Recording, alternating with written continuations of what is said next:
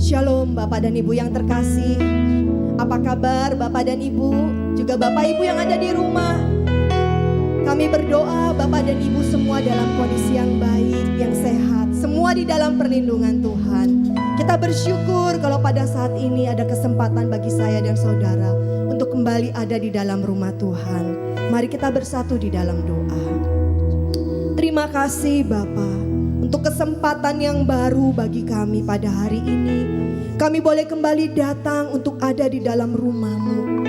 Kami boleh datang untuk sujud menyembah kepadamu, untuk bersyukur dan meninggikan Engkau. Terima kasih Bapa untuk kekuatan, kesehatan.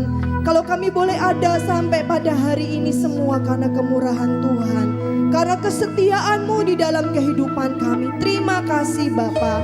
Terimalah persembahan kami Tuhan, pujian dan penyembahan kami kiranya boleh menyenangkan akan hati Tuhan. Terima kasih Bapa. Saudara yang siap memuji Tuhan, kita katakan amin. Mari kita bawa pujian kita yang terbaik pada saat ini, ucapan syukur-Mu dan saya kepada Tuhan.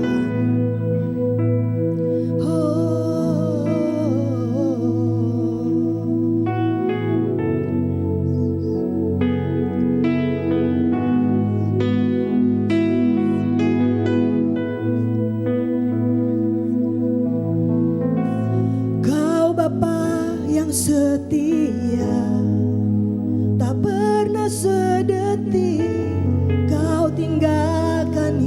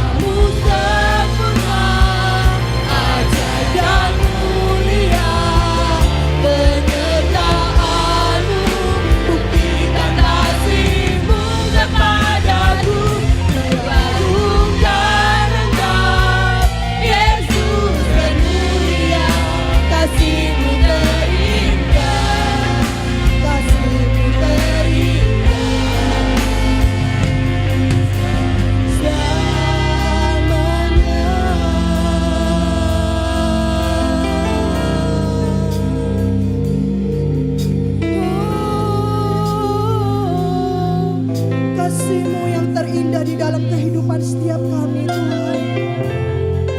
Kalau kami boleh ada sampai pada hari ini, bukti penyertaan-Mu yang sempurna di dalam kehidupan kami.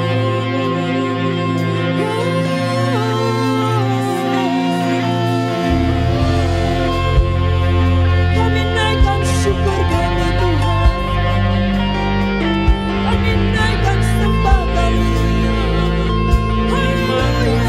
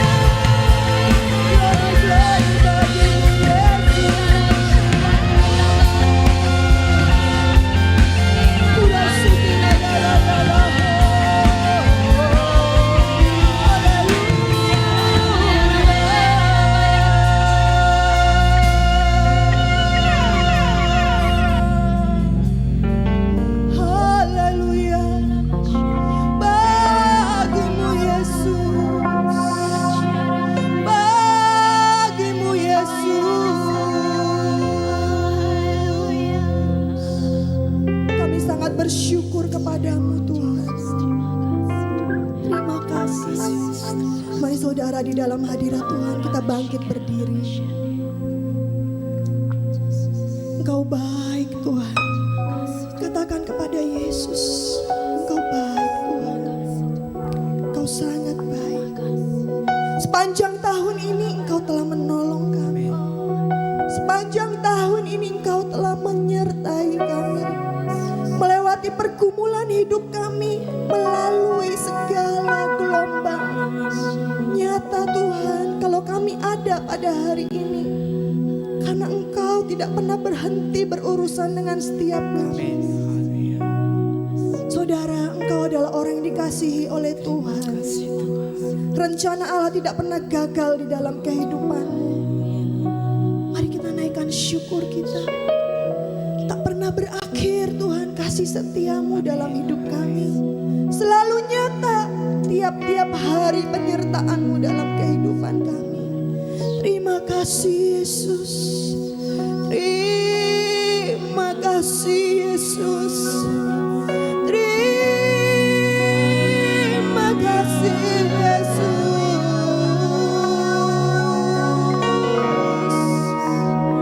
Naikkan syukurmu saudara.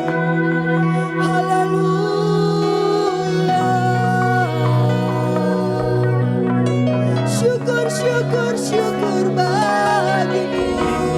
Terima kasih Yesus. Thank you Jesus. Kami sungguh bersyukur kepadamu Tuhan. Oh.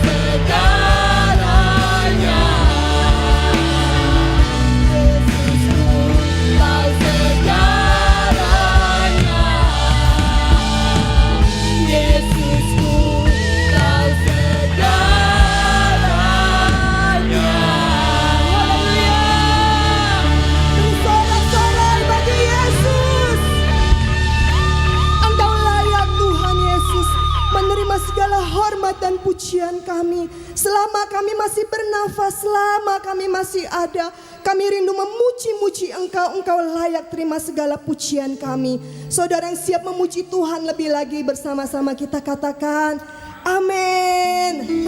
Shalom Bapak dan Ibu, apa kabar hari ini? Puji Tuhan, saya boleh melihat wajah-wajah yang fresh, wajah-wajah yang penuh sukacita walaupun Bapak dan Ibu memakai masker ya. Ada sukacita? Amin. Mari kita puji Dia. Bawa hatimu, bawa hidupmu kepada Tuhan.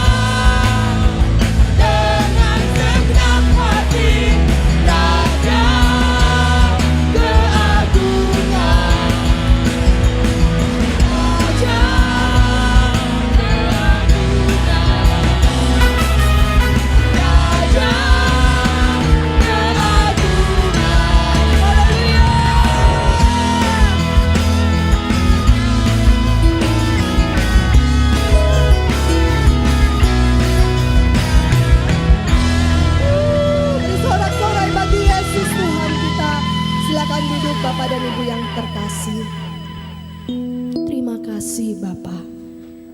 Terima kasih untuk kesempatan kami boleh meninggikan Engkau. Terima kasih untuk waktu kami boleh bersorak-sorai bagi Engkau. Engkau Yesus yang telah mati bagi setiap kami, yang telah berkorban bagi setiap kami, yang telah memindahkan kami dari maut kepada kerajaan-Mu yang terang, sehingga hidup kami yang dahulu tidak memiliki pengharapan, kami boleh percaya kepadamu. Masa depan yang penuh dengan harapan Kau beri bagi kami. Terima kasih Tuhan.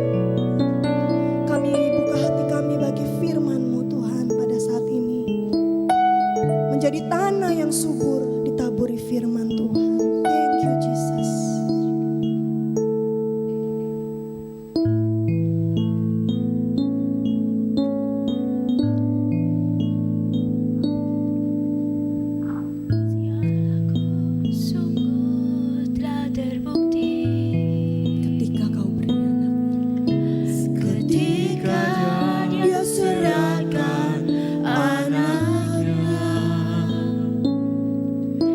Kasih Allah mau berkorban bagi kau dan aku. Tak ada kasih seperti kasih-Mu. Kasih Allahku sungguh telah terbukti ketika Dia serahkan anaknya. Kasih Allah mau berkorban bagi kau dan aku. Tak ada kasih seperti kasih-Nya. Bersyukur, bersyukur, bersyukur, bersyukurlah, bersyukur karena kasih setiamu. Ku sembah, ku sembah, ku sembah dan ku sembah selama hidupku. Ku sembah Kau Tuhan. Saya rindu kaum pria angkat pujian ini. Kasih Allahku sungguh telah terbukti.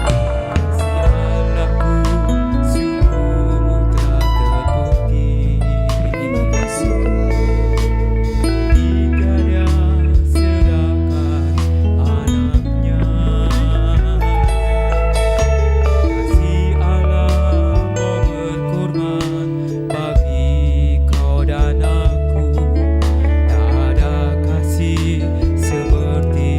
kaum wanita angkat pujian ini. Kasih Allahku. Kasih Allahku sungguh telah terbukti ketika Dia serahkan anaknya. Kasih Allah mau berkorban bagi kau dan aku. Tak ada kasih seperti kasih. Mari saudara kita bangkit berdiri. Bersyukur, bersyukur, bersyukurlah, bersyukur karena kasih setiamu. Ku sembah, ku sembah, ku sembah dan ku sembah selama hidupku. Ku sembah Kau Tuhan. Bersyukur, bersyukur, bersyukur. Kami bersyukur Tuhan. Kami naikkan syukur kami untuk kasih setiamu. Ku sembah, ku sembah, ku sembah dan ku sembah selama hidupku. Ku sembah Kau Tuhan. Bersyukur, bersyukur, bersyukurlah, bersyukur karena kasih setiamu. Ku sembah, ku sembah, ku sembah dan ku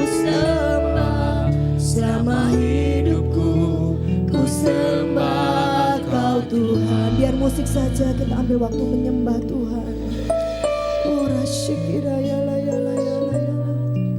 Ora shikira shianga la ya la ya la ya la. Ora shikira shianga la ya la ya la. Ora shianga la ya la ya la ya. Ku sembah, ku sembah, ku sembah dan ku sembah. Selama hidupku ku sembah Kau. Bersyukur, bersyukur, bersyukurlah, bersyukur karena kasih setiamu. Ku sembah, ku sembah, ku sembah dan ku sembah. Selama hidupku ku sembah Kau Tuhan.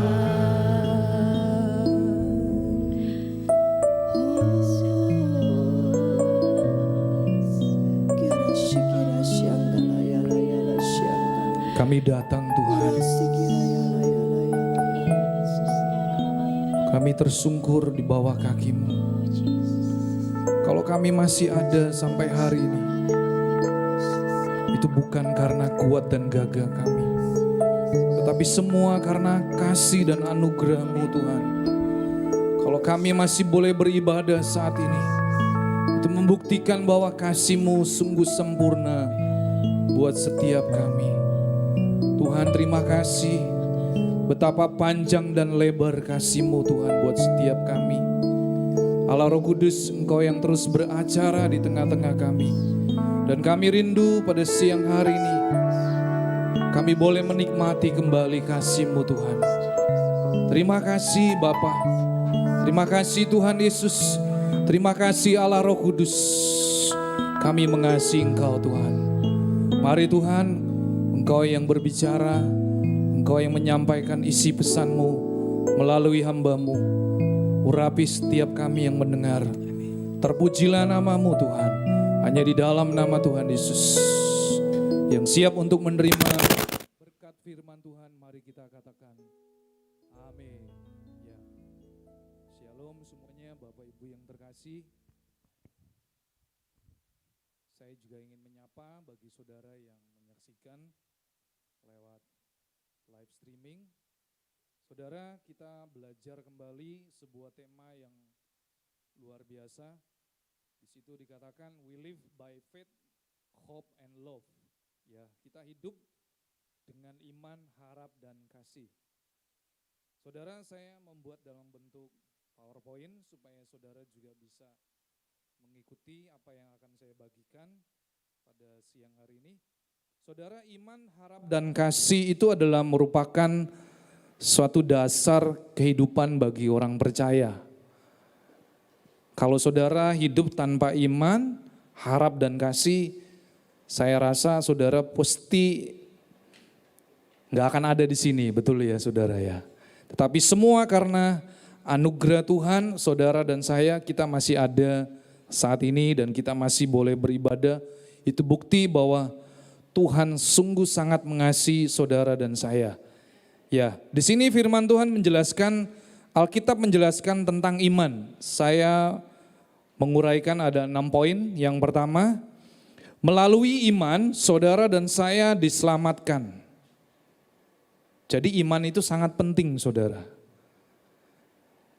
Di dalam kitab Roma 10 ayat 9 dan 10 di sana dikatakan, sebab jika kamu mengaku dengan mulutmu dan percaya di dalam hatimu bahwa Yesus Kristus adalah Tuhan, maka engkau akan diselamatkan.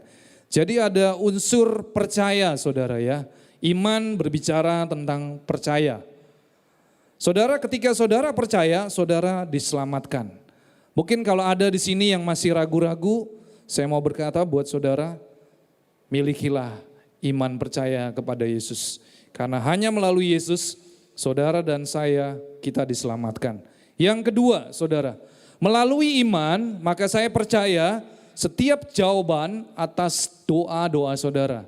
Mungkin hari-hari ini saudara sedang berdoa, saudara mungkin punya pergumulan, saudara punya doa yang saudara naikkan dan belum dijawab, percayalah saudara, bahwa doa-doamu akan dijawab ketika saudara berjalan dengan iman. Iman kepada siapa? Iman hanya kepada Tuhan Yesus Kristus. Mungkin hari-hari ini dunia sedang menawarkan begitu banyak alternatif saudara. Kemarin ketika di Komsel Youth, saya mengajari tentang ciri-ciri kedatangan Tuhan yang kedua kali. Di hari-hari terakhir ini akan datang yang namanya Mesias palsu dan nabi-nabi palsu. Saudara, mereka juga bisa mengadakan mujizat. Tetapi itu tidak membawa saudara di dalam pengenalan akan Tuhan. Dia akan membawa saudara menyimpang daripada Yesus Kristus. Saudara, melalui iman saudara akan menerima jawaban atas doa-doa saudara. Karena itu saudara harus memiliki iman. Tuhan Yesus juga berkata, barang siapa yang mengetuk, baginya pintu akan dibukakan. Barang siapa mencari, dia akan mendapat. Saudara, itu adalah janji-janji Tuhan. Nah, saudara perlu sekali kita memiliki iman. Bahkan di dalam Yakobus 1 ayat 6, di sana dikatakan hendaklah ia memintanya dalam iman. Saudara, kita nggak boleh ada sedikit keraguan-raguan di dalam setiap doa saudara. Mungkin ketika saudara mendengar, saudara melihat, bahkan saudara menyaksikan, mungkin itu tidak mendukung iman saudara. Saudara harus lawan itu semua. Dan katakan, saya percaya doa-doa saya dijawab oleh Tuhan. Karena itu penting saudara, kita memiliki iman. Yang ketiga, Tuhan Yesus, dia akan datang kedua kali dan dia akan mencari siapakah yang ada di bumi ini yang tetap memiliki iman. Saudara, kita tahu bahwa pergumulan dalam hidup kita hari-hari ini bukan sesuatu yang semakin hari semakin mudah.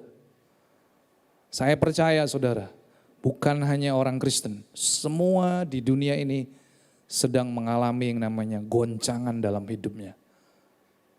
Tetapi Tuhan berkata ketika dia nanti datang kedua kali, dia mencari adakah orang yang memiliki iman percaya kepada Yesus. Siapakah saudara? Saudara dan saya. Amin. Yang keempat saudara, melalui iman saudara akan menerima mujizat. Mungkin saudara bertanya, maksudnya apa bedanya dengan poin yang kedua? Saudara kalau doa, mungkin saudara berdoa misalnya contoh, Tuhan saya mau dapat nilai yang baik ketika saya ujian. Saudara mendapatkan jawaban. Tapi kalau mujizat itu bicara tentang sesuatu yang dahsyat saudara, sesuatu yang gak mungkin masuk akal. Saudara ketika saudara memiliki iman, saudara akan menerima mujizat dari Tuhan.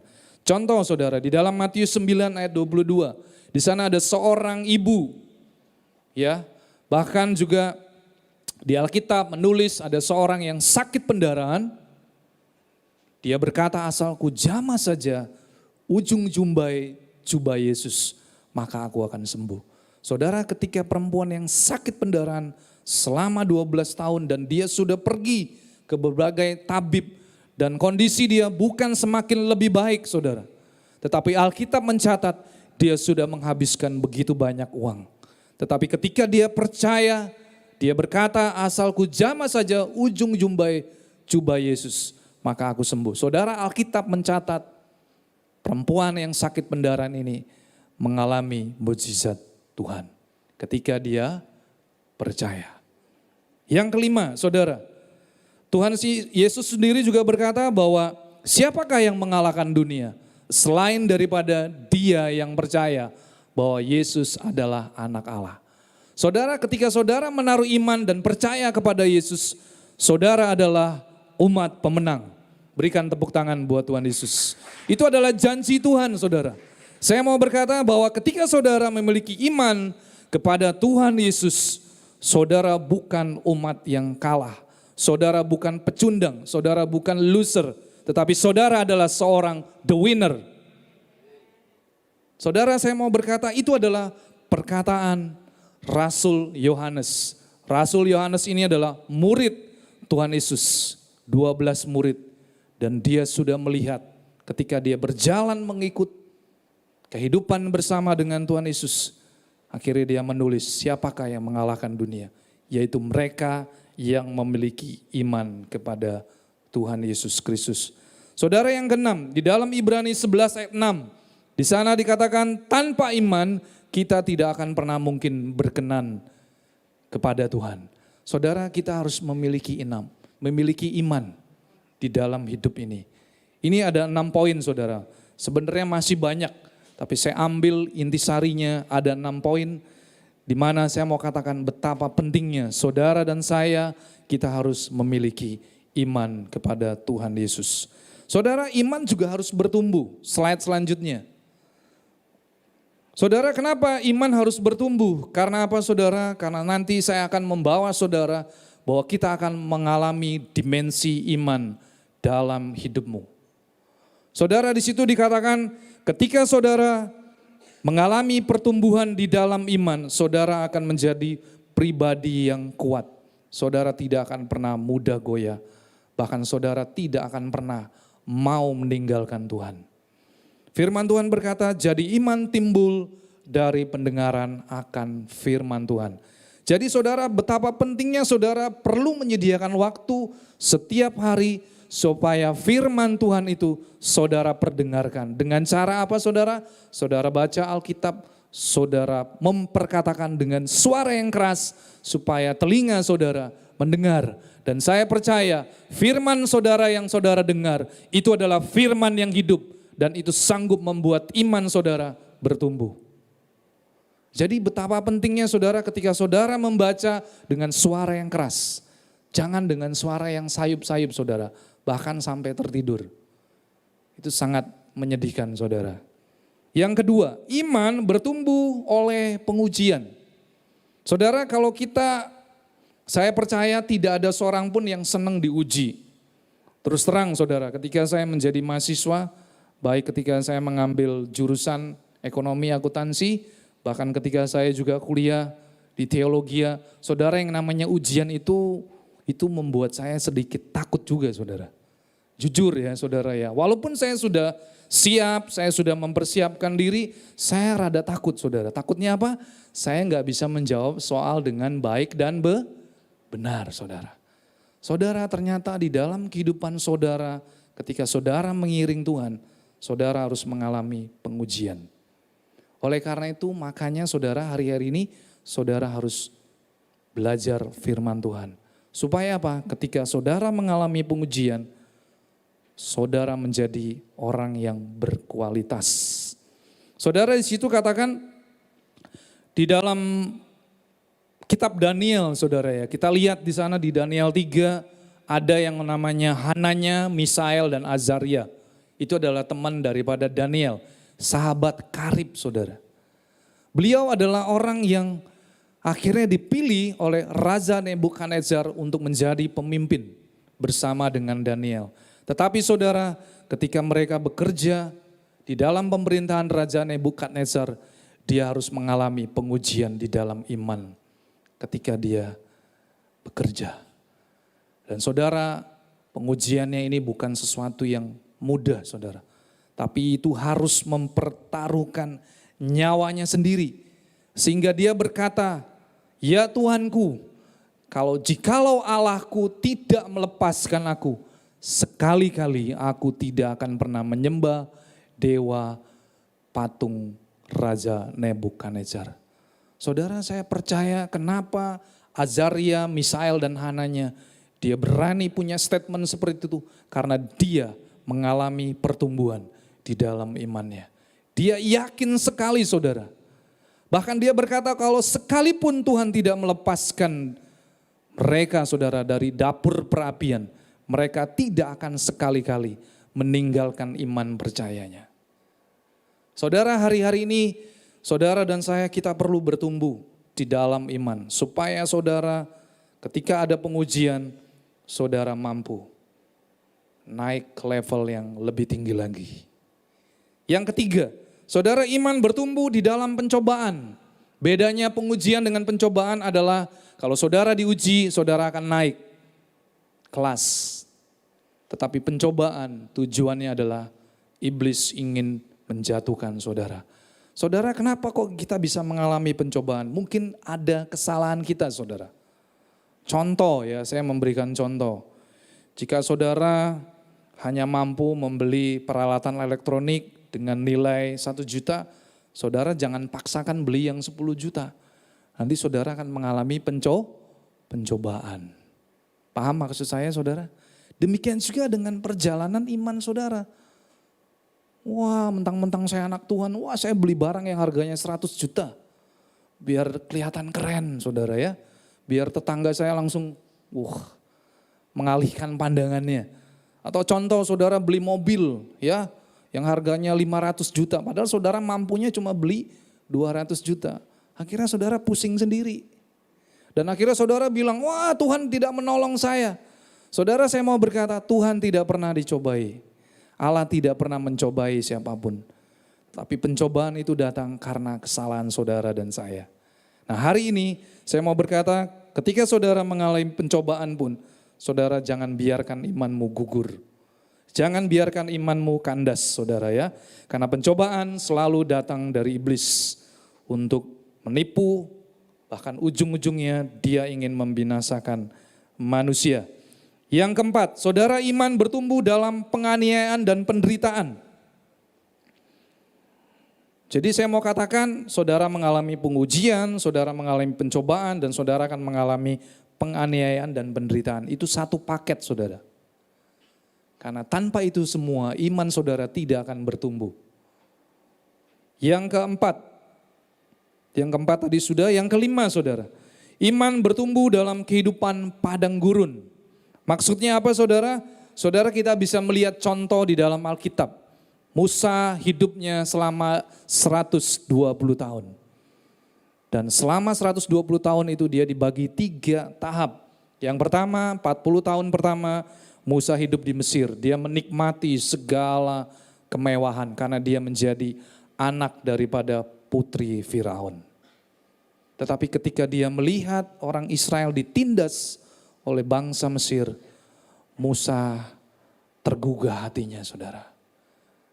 Dan ketika dia mau diproses oleh Tuhan, ketika dia mau hidupnya dibentuk, saudara, Tuhan membawa Musa hidup selama di fase yang kedua, dia hidup selama 40 tahun di Midian.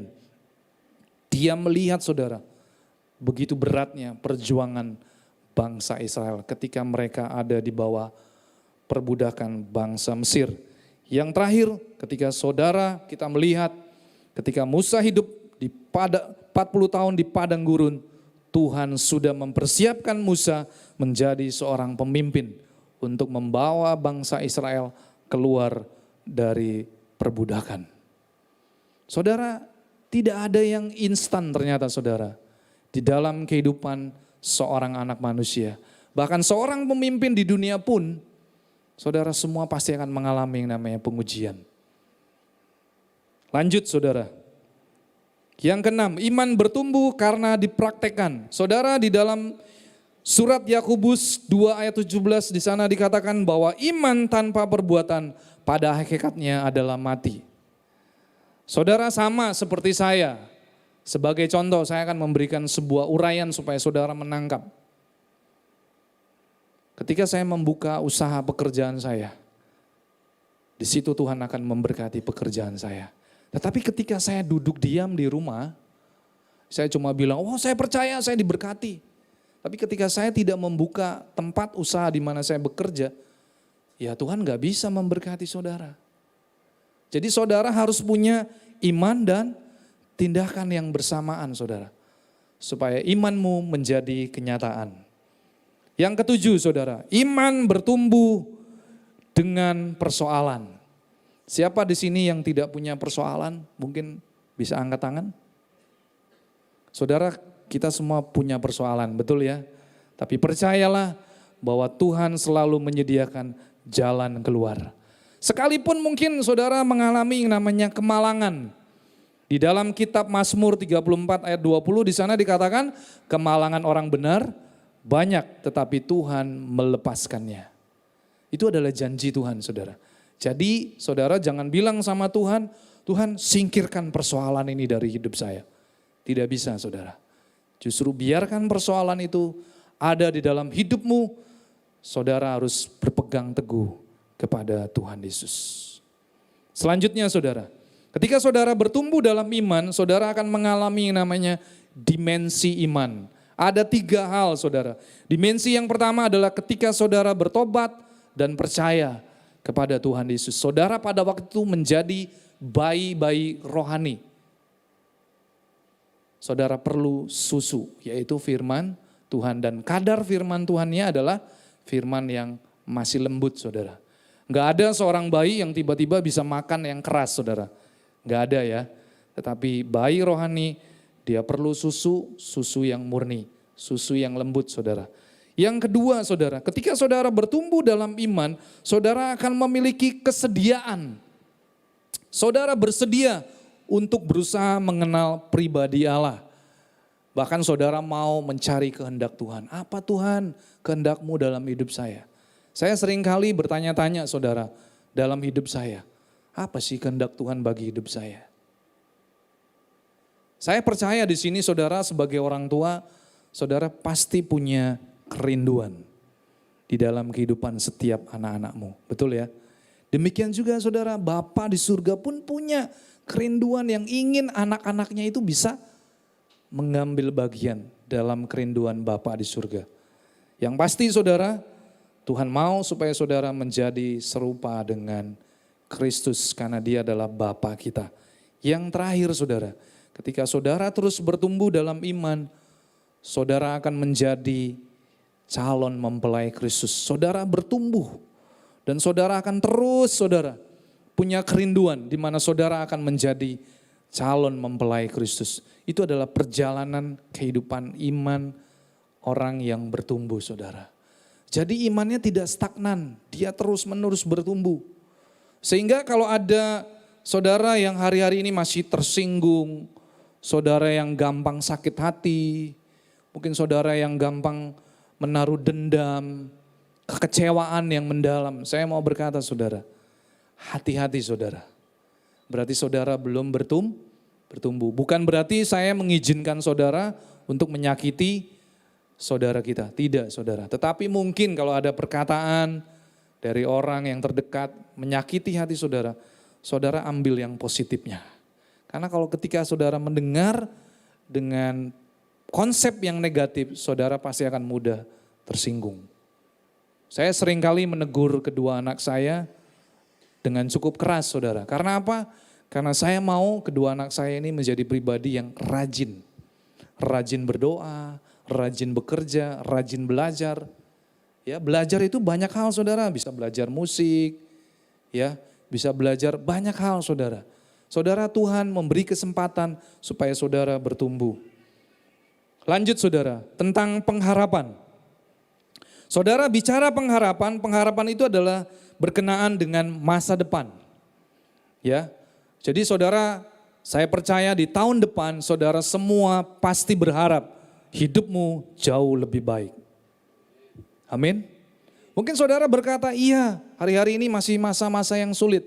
Tapi saya mau berkata kepada saudara, pengharapanmu di dalam Kristus tidak akan pernah mengecewakan.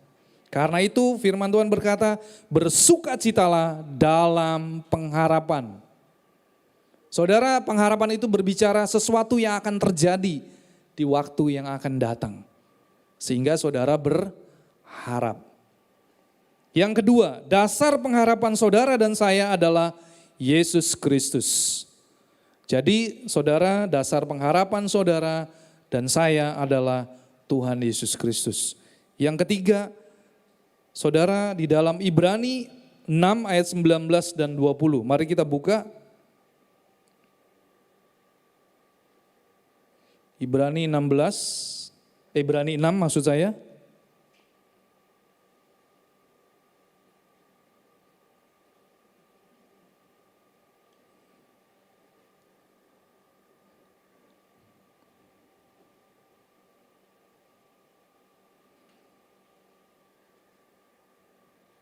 Lanjut. Oh kalau nggak bisa nggak apa-apa ya. Saudara, di situ dikatakan bahwa pengharapan kita bagaikan sauh yang kuat, saudara. Sauh itu bicara tentang jangkar.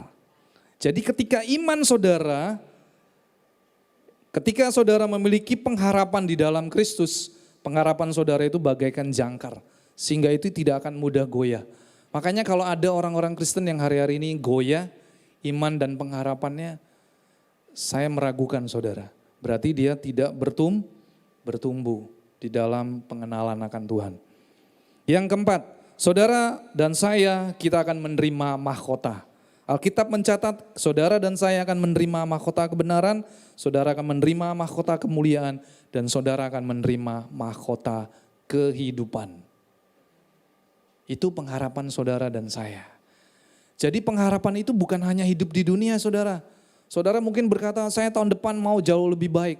Itu pasti, saudara. Tetapi bicara waktu yang akan datang, itu juga adalah pasti. Saudara dan saya, kita akan menerima kehidupan yang kekal bersama dengan Kristus. Karena pengharapan saudara dan saya adalah pengharapan yang pasti. Saudara akan menerima mahkota kebenaran, saudara akan menerima mahkota kemuliaan, dan saudara akan menerima mahkota kehidupan. Yang terakhir saudara, bicara tentang kasih. Ya, di dalam Alkitab ada 4 definisi tentang kasih yang perlu saudara dan saya kita tahu. Yang pertama, kasih adalah perintah. Tuhan memerintahkan supaya kita saling mengasihi. Di dalam 2 Yohanes 1 ayat 6a di sana dikatakan, dan inilah kasih itu, yaitu bahwa kita harus hidup menurut perintahnya. Jadi saudara, kalau saudara mungkin sering kali mengalami yang namanya terluka karena saudara mengasihi yang saudara kasih, saudara lakukan itu semua atas dasar karena perintah Tuhan. Dan saya percaya ketika saudara melakukan perintah Tuhan, Tuhan akan membela hidupmu. Karena saudara melakukan firman Tuhan. Yang kedua, kasih itu adalah pilihan. Saudara, firman Tuhan berkata, kejarlah kasih itu. Saudara harus mengejar hari-hari ini. Enggak bisa saudara kasih itu langsung, ya. Kalau bahasanya orang sekarang saknya ya, betul ya saudara. Enggak ada tiba-tiba saudara ya. Semua harus dilakukan. Saudara harus mengerjakannya. Kasih adalah sebuah pilihan. Saudara bisa mengasihi atau saudara tidak mengasihi. Itu adalah pilihan saudara. Tetapi firman Tuhan berkata, kasihlah dan kejarlah kasih itu. Bahkan ada di dalam kitab Roma, juga di sana dikatakan, janganlah kasih itu pura-pura. Nah saudara, suami istri, orang tua dengan anak, di dalam tim pelayanan, saudara kalau saudara mengasihi jangan pura-pura. Ya, karena itu firman Tuhan berkata, hendaklah kasih itu jangan pura-pura. Yang terakhir saudara, yang ketiga maksud saya, kasih adalah sebuah tindakan. Ya, saudara, di dalam 1 Yohanes 3 ayat 18 di sana juga dikatakan, anak-anakku marilah kita mengasihi Tuhan bukan dengan perkataan, bukan dengan lidah, hanya lip sync, tapi saudara lakukan dengan perbuatan dan dalam kebenaran. Jadi dasarnya saudara lakukan semua itu dengan kasih. Yang terakhir, kasih adalah sebuah komitmen. Kenapa saya bilang kasih adalah sebuah komitmen? Karena itu adalah sebuah lahir dari hati saudara yang paling dalam. Kalau saudara mengasihi seseorang, contoh misalnya suami mengasihi istri, saudara pasti akan mengasihi dia dengan apa adanya. Sekalipun mungkin dia punya banyak kelemahan dan kekurangan, demikian juga istri. Dia harus belajar mengasihi suami. Walaupun suaminya punya banyak kelemahan dan kekurangan. Sama saudara, ketika Tuhan Yesus mengasihi saudara, Tuhan tidak hitung-hitungan. Tetapi dia buktikan ketika dia mati di atas kayu salib. Saudara, kalau saudara dan saya kita bisa hidup sampai hari ini, itu semua karena kasih Tuhan. Bukan karena kuat dan gagah kita. Semata-mata karena kasih Tuhan yang begitu besar. Sehingga di dalam 1 Yohanes 4 ayat 16b di sana dikatakan, Allah adalah kasih dan barang siapa tetap berada di dalam kasih, ia tetap berada di dalam Allah dan Allah di dalam dia. Jadi saudara, saya akan memberikan sebuah kesimpulan. Saudara harus hidup dalam iman, pengharapan, dan kasih. Dan Tuhan berkata melalui Rasul Yohanes di dalam 1 Korintus 13 ayat 13. Dan di antara iman, pengharapan, dan kasih yang terbesar adalah kasih. Karena kasih itu tidak berkesudahan. Tapi saya mau tekankan lagi saudara, kasih itu tidak memanjakan. Betul saudara? Kasih itu tidak memanjakan. Tapi kasih itu juga menghajar. Karena di dalam kitab Amsal di sana dikatakan, ketika engkau mengasihi anakmu, hajarlah dia. Saudara, saya seringkali mengajar kedua anak saya, kamu harus lebih baik dari papa. Kamu bisa kalau kamu punya kemauan. Karena apa saudara? Karena kita tidak berjuang seorang diri, tapi kita punya Roh Kudus. Saya tidak berpanjang. Saudara, membahas tentang iman, harap, dan kasih ini adalah suatu pembahasan yang sangat luar biasa. Tapi tadi pagi ketika saya menyembah, saya nggak bisa saudara menahan kebaikan Tuhan. Sampai saya berkata, Tuhan nggak ada yang bisa melukiskan kasih-Nya Tuhan. Ya, mari saudara saya mengundang para pelayan. Mari saudara kita bangkit berdiri, kita juga akan mengakhiri ibadah siang hari ini.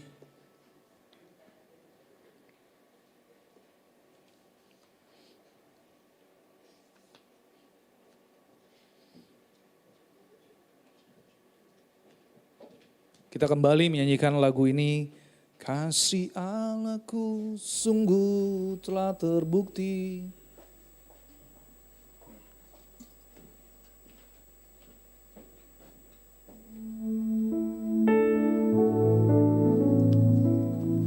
Bapa yang kami sembah di dalam nama Tuhan Yesus, ajar kami Tuhan, supaya melalui iman kami boleh bertumbuh di dalam pengenalan akan Tuhan.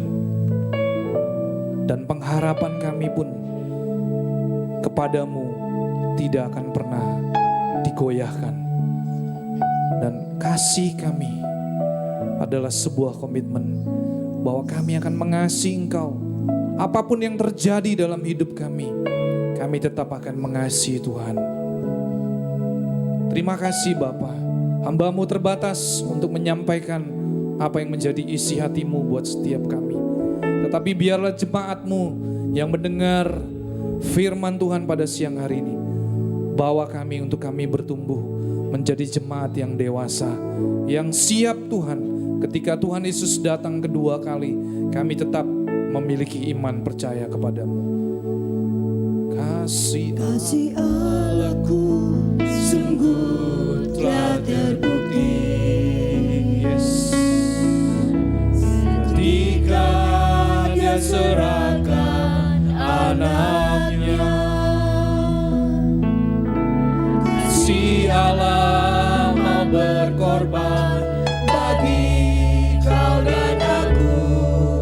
Tak ada kasih seperti kasih-Nya. Kasih Allahku sungguh telah terbukti. Ketika Dia serahkan anaknya, kasih Allah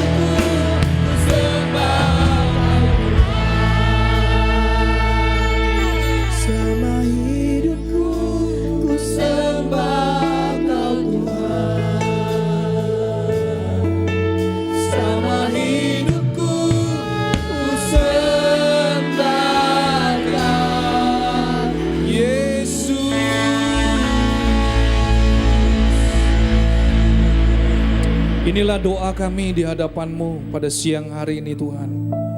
Bahwa kami akan terus bersyukur. Kami akan lebih lagi mengasihi Engkau Tuhan. Karena Engkau sudah lebih dahulu membuktikan kasih-Mu ketika Engkau mati di atas kayu salib. Biarlah kami yang mendengar firman ini Tuhan. Kami yang belum menjadi percaya. Ketuk pintu hati kami, lembutkan Tuhan. Biarlah kami mau menerima Engkau sebagai Tuhan dan Juru Selamat. Supaya kami boleh menikmati kasih anugerah. Terima kasih Bapa, kami akan meninggalkan tempat ini. Engkau memberkati kembali seluruh tim penata layanan yang sudah ambil bagian pada siang hari ini. Baik worship leader, para pemuji, juga pemain musik, petugas operator multimedia. Tuhan, biar apa yang kami kerjakan hari ini dengan dasar karena kami mengasihi Engkau. Allah Roh Kudus, Engkau yang menyempurnakan ibadah pada siang hari ini. Dan kami akan menerima berkat yang daripada-Mu. Saudara yang di rumah, saudara yang ada di gereja, mari kita angkat kedua tangan kita untuk kita menerima berkat Tuhan. Biarlah Tuhan kiranya Engkau memberkati setiap kami. Tuhan memberkati Engkau dan melindungi Engkau. Tuhan menyinari Engkau dengan wajah-Nya dan memberi Engkau kasih karunia. Tuhan menghadapkan wajah-Nya kepadamu dan memberi Engkau damai sejahtera.